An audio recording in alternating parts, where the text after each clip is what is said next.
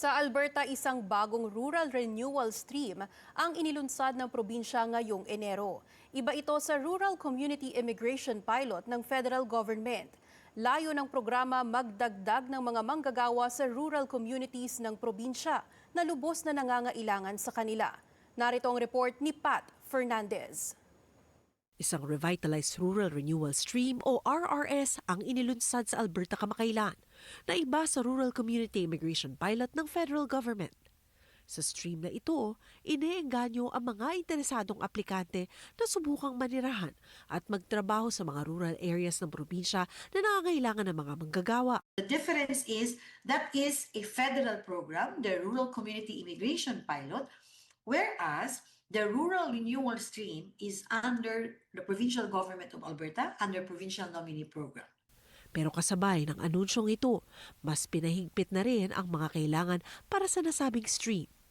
Sa RRS, kinakailangan may valid work permit ang mga aplikante sa loob ng Canada at hindi lang naka-maintain status. Temporary workers who reside in Alberta must hold a valid work permit. Valid at the time that you receive the invitation to apply, okay? And at the time that Alberta assesses your application or makes a decision on your application, all throughout the assessment process, you have to have that valid status, valid work permit. May 12 buwang validity na rin ang endorsement letters upang matuunan ang high-demand sectors gaya ng healthcare, construction at tech para maging permanent resident sa bansa. The changes include yung establishment of endorsement allocation limits for each designated community. Number 2 is the introduction of a 1-year validity period. Pinahirapan pa with the occupation requirement. May mga occupation na hindi pwede, okay, under the Rural Renewal Stream. Sa mga hindi pasok sa RRS, payo ni Newman, subukan daw tignan ang provincial nominee program sa ibang probinsya ng Canada. Check the other provincial nominee program. Number 1, check if you qualify under express entry. They just have a draw today.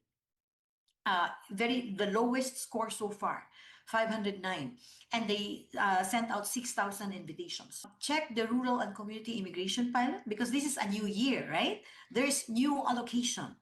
And in this program, you only need a job offer. And of course, other documents like your English test, education, credential, evaluation, assessment, proof of work experience.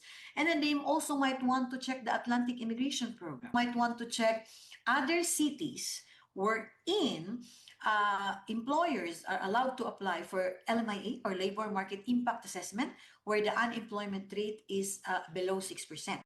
Maaari raw tignan ang mga industriya gaya ng agriculture, construction at nursing care and facilities.